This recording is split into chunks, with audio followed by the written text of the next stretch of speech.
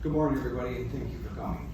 My name is Paul Merrick. I'm a captain with the Pleasant Prairie Police Department, and today I'm going to be moderating this press conference. We're pleased to share some significant developments regarding a cold case that has remained unsolved for the last 31 years. We're pleased to announce that we are reopening this homicide investigation, and we're seeking the community's assistance in bringing this case to a close. During today's briefing, we'll provide you with an overview of the incident. We will outline the steps that we have taken thus far and discuss our goals moving forward.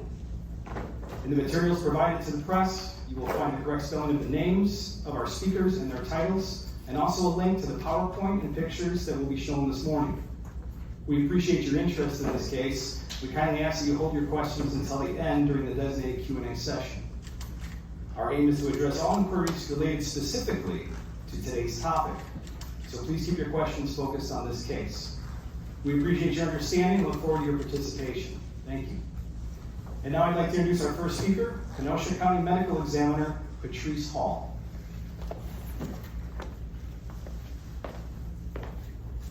Thank you.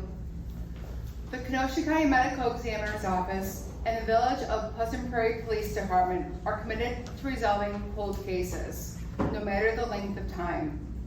On August 27th of 1993, an unidentified adult male was found dead along the railroad tracks in Pleasant Prairie, Wisconsin, near the Illinois border.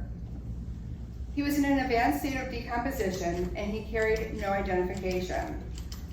After fruitless efforts to identify 1993 John Doe, he was buried in St. John's Cemetery in Randall, Wisconsin. In December of 2014, I resumed the investigation after learning that the Pleasant Prairie Police Department had retained 1993 John Doe's skull as evidence. Over the past 9 years, our office and the Pleasant Prairie Police Department have diligently worked together with numerous agencies throughout the United States in the hopes of identifying 1993 John Doe. With the assistance of NAMUS, the Michigan State Police Crime Lab, the DNA Doe Project, and forensic anthropologist Dr. Jana Marie Truesdell, the unidentified male is now positively identified, and his remains are now reunited with his loving family. The unidentified male is now positively identified as Ronald Lewis Dodge, born on December 27th of 1952 in Kenosha, Wisconsin, on the Menominee Reservation. In speaking with Donald's family, we know that Ronald was married to Catherine Erickson and they were possibly living on the north side of Chicago. Catherine Erickson died in Chicago in November of 1993. In the reopening of the case in December 2014, we began working with multiple agencies, including the University of North Texas Center for Human Identification on the behalf of NAMUS. In October of 2015, 1993 John Doe's skull was sent to the University of North Texas for further analysis. DNA was extracted and entered into CODIS and the FBI's National DNA Index System. In June of 2016, forensic anthropologist Dr. Wendy McQuaid was able to inform our office that the decedent was male and possibly between the ages of 40 to 60 years old. Dr. McQuaid reported that 1993 John Doe was possibly of Native American ancestry, Hispanic ancestry, Caucasian ancestry, or a blend of all three. In September of 2016, Dr. Jane Harris at the Michigan State Police Crime Lab agreed to reconstruct the skull. In April of 2017, the reconstruction was completed, and the reconstruction photos were later released to the public. Also in 2017, our office began working with the Smithsonian to have isotope analysis completed. In 2018, the Kenosha County Medical Examiner's Office began collaboration with the DNA Doe Project to explore the possibility of genetic genealogy technology to identify 1993 John Doe. Over the next 5 years, the DNA Doe Project developed leads along with a family tree for 1993 John Doe. In the process of reaching out to extended family members, Alan Dodge received the press release in facial reconstruction. On June 5th of 2023, Alan contacted and informed me that his brother, Ronald Lewis Dodge, had been missing since May 8th of 1993. With this new information, DNA samples were obtained from Alan Dodge and his sister, Roberta Bovine. On September 22nd of 2023, Ronald's remains at St. John's Cemetery were exhumed and underwent extensive testing and analysis by forensic anthropologist Dr. Jana Marie Truesdell. On May 31st of 2024, after extensive DNA testing, Ronald Dodge was confirmed to be the missing sibling of Alan and Roberta. The Kenosha County Medical Examiner's Office remains committed to identifying those individuals who do not have their name. In my almost 20-year career in working in depth investigation, Ronald's case has proven to be the most difficult to solve. I am humbled to have the honor of giving Ronald his name back, returning his remains to his family, and bringing the Dodge family the answers that they have been looking for all these years. Thank you.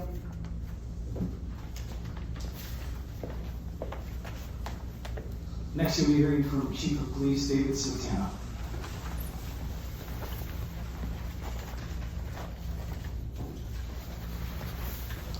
Thank you, Captain Merrick. Good morning. Good morning. On this date in 1993, Pleasant Prairie police officers responded to a remote site near the Sioux Line Railroad off of ML. At that site, the remains of a male individual were located by a party engaged in recreational photography. The scene was thoroughly processed and the human remains were documented and transferred to the Kenosha County Medical Examiner's Office. A forensic exam was conducted, and through those tests, it was determined that the manner of death was a homicide. Additional subsequent testing showed extensive head wounds, the cause of which were in question. The remains were never identified despite the efforts of law enforcement at that time. In 2014, a meeting took place between Pleasant Prairie Police Department Detective Bureau and Kenosha County Medical Examiner Patrice Hall. During that meeting, this cold case was mentioned and the artifacts from the case were transferred to the medical examiner for further testing, all in hopes of identifying the remains of the deceased individual. From that time to this date, extensive efforts have been undertaken as outlined by the medical examiner, working with the Pleasant Prairie Police Department Detective Bureau to identify the remains of John Doe. Our goal from the beginning was to identify the person in this case. With the help of the agencies and institutions you heard about here, we were able to do that and return Ronald Dodge to his Wisconsin family in the Menominee Indian tribe. Our work now continues. In the case, as the latest forensic testing has determined that Ronald Dodge suffered a gunshot wound near the time of his death. Our detectives are requesting anyone with information on this case to come forward and help our agency bring justice to the Dodge family. Ronald Dodge was known to frequent the city of Chicago around the time of his death. So, we are asking for the public's help. Anyone seeking to share information regarding this ongoing investigation can contact Kenosha Area Crime Stoppers at 262-656-7333 or the Pleasant Prairie Police Department at 262-948-8910 or by email to tips pleasantprairie.wi.gov. Thank you.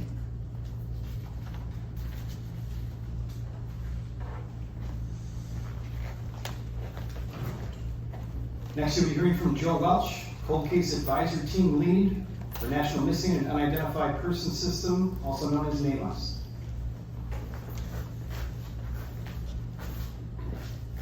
Thank you. Good morning. This case was entered in the NAMUS database as a data import in 2009.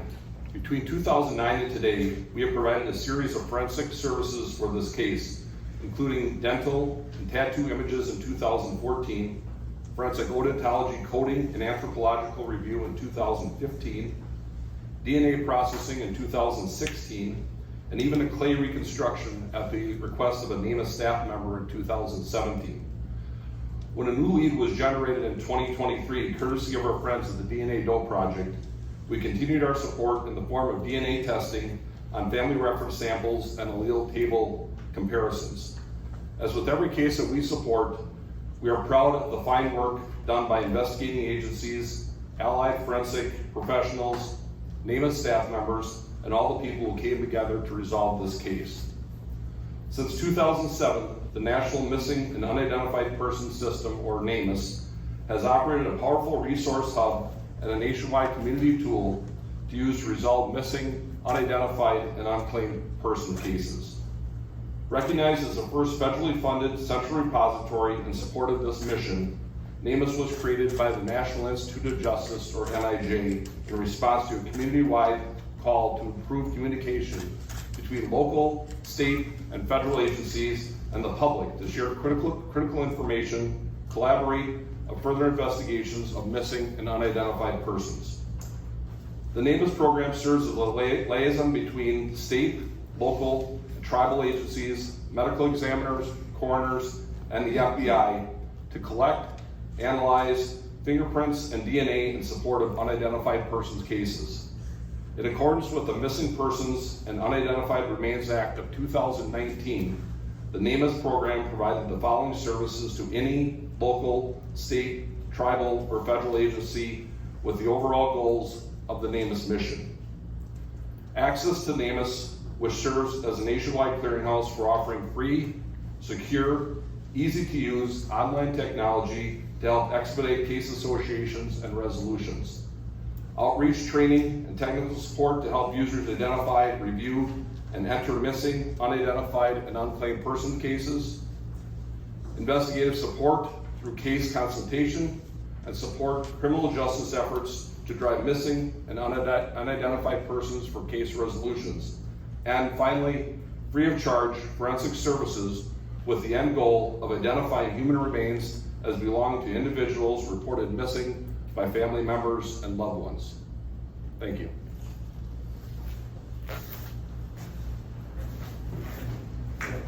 Next, we have some remarks by Cornelia Perry, who's the tribal liaison for NAMUS.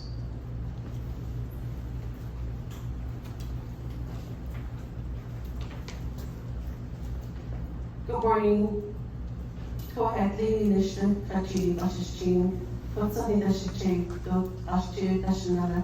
I'm Edna from the Navajo Nation from Wichita, Arizona. Over the last few years, NAMUS and NIJ have dedicated resources specifically to support tribal communities.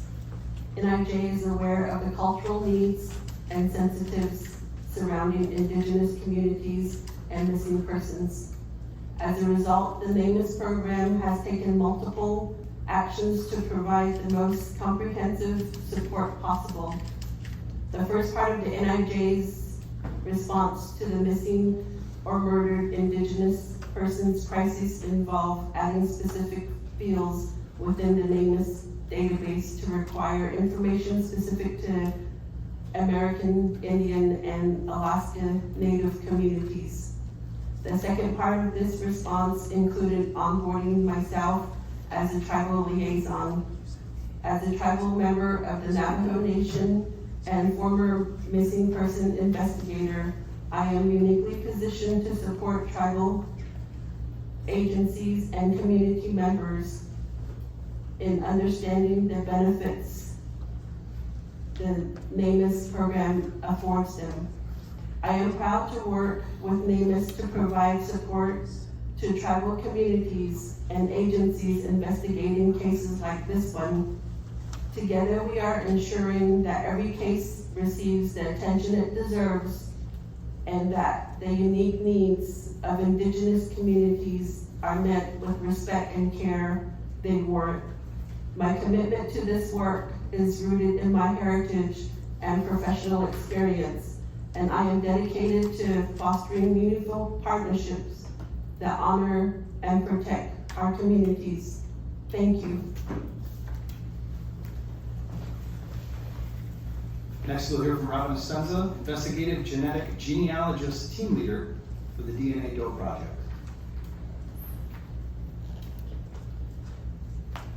Morning, everyone. Thank you for being here today. I'm honored to be here to help share this important update with you. The DNA Doe Project is a national nonprofit organization that began in 2017. We use DNA and genealogy to identify John and Jane Does, a process that is now known as investigative genetic genealogy. We have over 100 expert genealogists who volunteer their time and expertise. We have identified over 120 unidentified human remains to date. In 2018, Kenosha County Medical Examiner Patrice reached out to the DNA Doe Project. Kenosha John Doe became our 33rd case.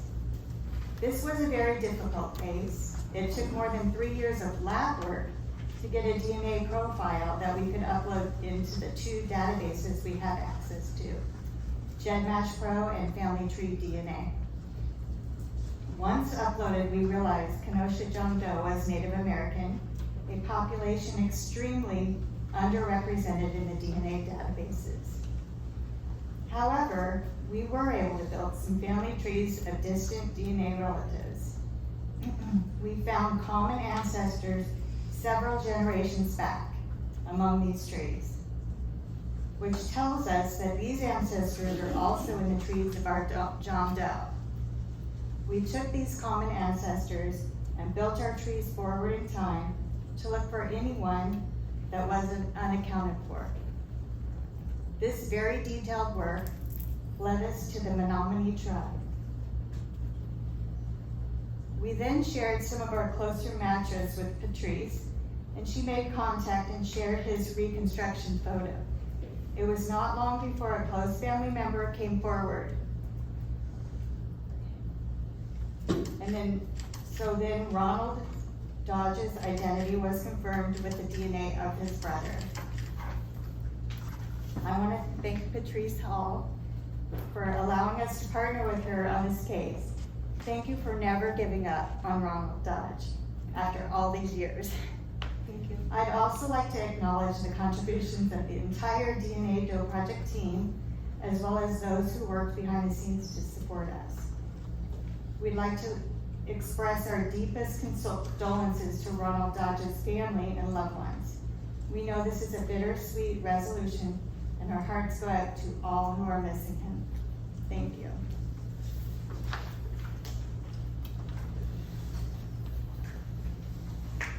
And now you hear remarks by Menominee Tribal Vice Chair Joey Awanape.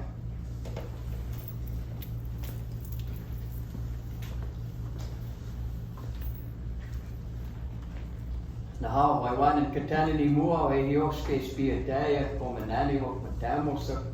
Ni waiwanan tukasim se kapo kwesa safetuia akom tapono wawak akom wiak and e kwesa no kiwak.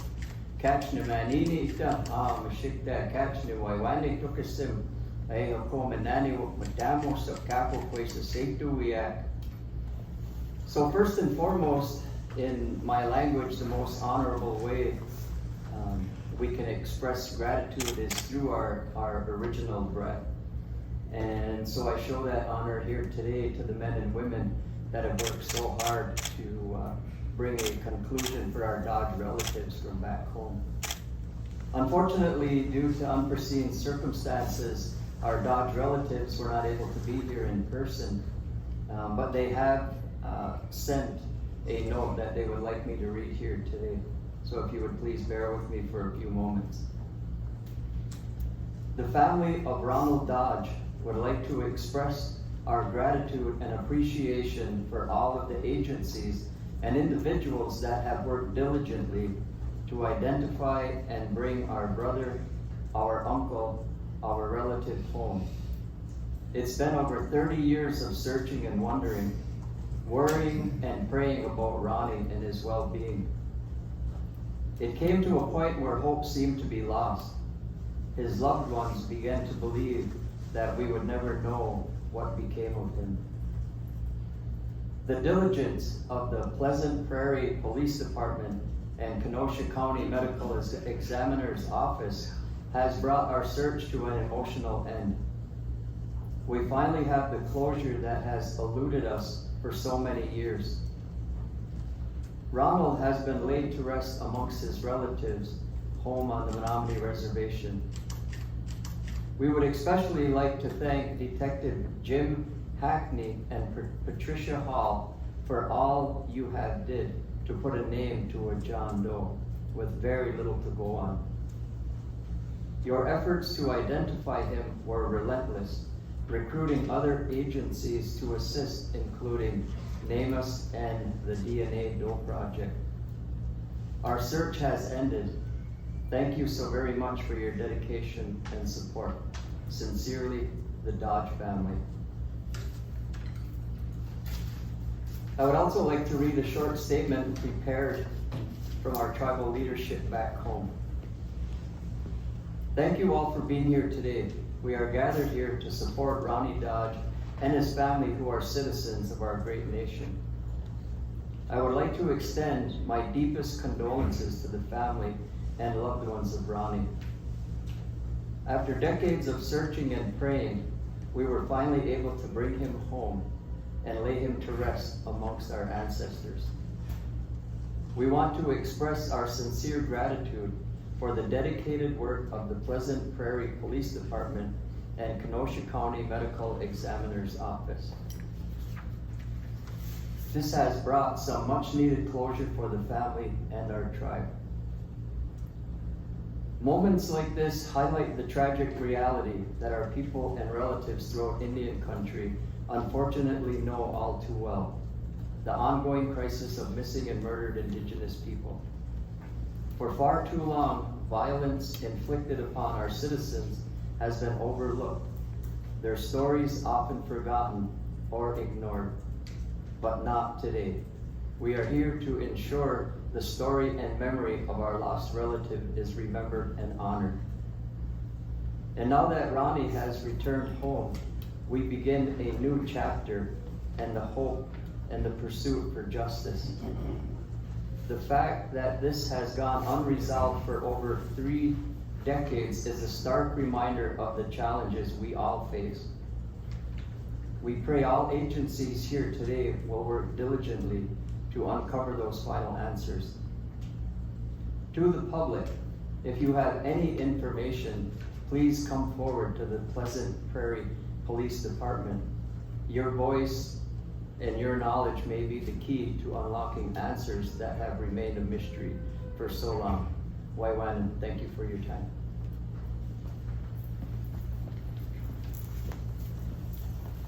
Thank you. At this point, we'll open it up to the news agencies for Q&A. Could someone speak to, when you're putting together this pool of people to try and then trace forward in time and connect, how large is that pool that you're starting with, and how many paths does it take you down until you finally get to a point where you feel comfortable that this is the area that we're looking at? Okay. Can you step up to the dais? Does anybody want to? I Go ahead. Hi, thank you for your question. So that depends on how many testers actually do their DNA and put it into those 2 specific databases that we can use. In this case, it was Native American, which a lot of Native Americans just don't do their DNA. So we had a very small pool.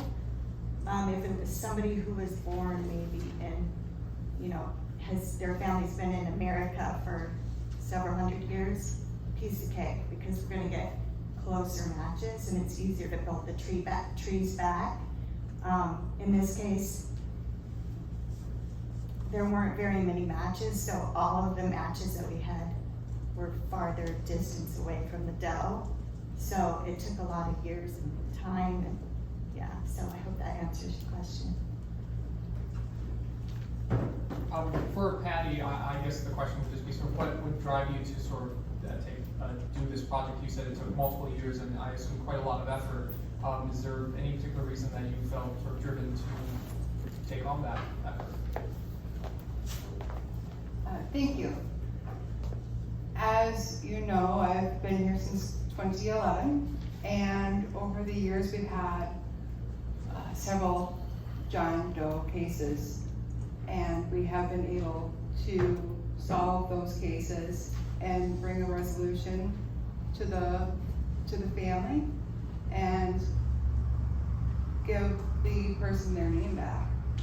And that is something that I have been passionate about for a number of years, and it's something that I still am passionate about. Everybody deserves to have their name returned to him. And as I mentioned, I've been an investigator for almost 20 years now, and it's just something in me that I just have a drive to. I just keep going. I just keep going until I get that answer. That's how I operate. So. To the chief, are there any theories surrounding his test, and what kind of information would you be interested in if the public can find anything that could help? Thank you. As far as investigative leads, as this is an open investigation at this point, we don't want to detail too much of the evidence we've got.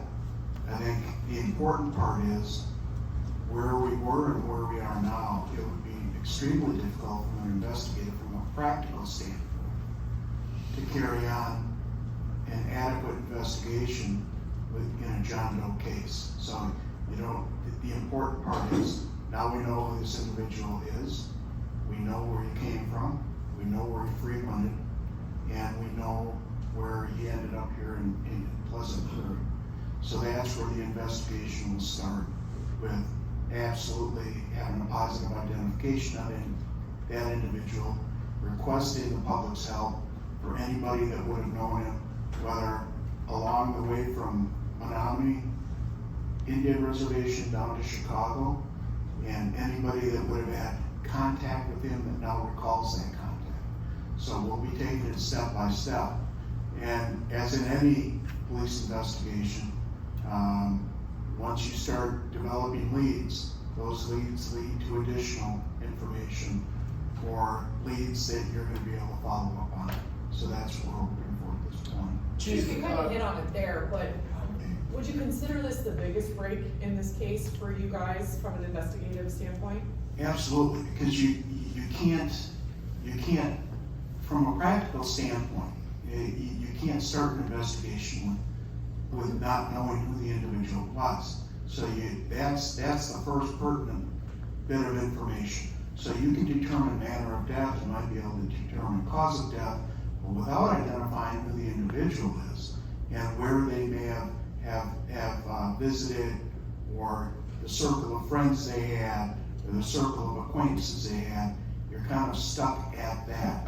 So we're thrilled to have this new information and kind of a new start to this investigation. Chief, a lot of the cold cases in this area, since we're right on the border, a lot of police departments in this area believe that sometimes the murder occurred in Illinois and the bodies were kind of dropped off in your jurisdiction to maybe avoid some kind of jurisdictional issue. What kind of assistance do you expect from Illinois law enforcement? Historically, Kevin, we've had great assistance from our counterparts south of the border. You recall prior investigations, large investigations we've had where we connected up with those agencies. Hey, we're all working for the same thing, you know, it's, you end up working for the victims. They know that, we know that. So I would expect nothing but outstanding cooperation with whatever agency we're gonna end up reaching out to in this case. Chief, when you came to the department in 2013, I mean, you'd already been in the area, but taking over in 2013, this case had been a cold case for years now. Right. And I'm sure there was a feeling, there was hoping that there would be an identification made, but I'm sure there was also in the back of your minds that there was a prospect that maybe this case would never be identified. Now that Ronald Dodge has been identified, do you think that what type of odds, I guess, are you hoping that there is a way to bring this case to some sort of resolution and justice? Well, it's difficult to give odds, and I'm not a gambling man, but hey, we've handled a number of difficult cases that in the beginning were looked at as, hey man, that's gonna be a tough one to solve, and we've done that. So I have all my hope is in my team, and the team that you've seen amassed here today. So I think that moving forward, I've got high hopes that we're going to bring justice to the Dodge family and have a successful conclusion on this case. That being said, this depends on the public's help. You know, we've got a limited amount of information that we're starting off with here.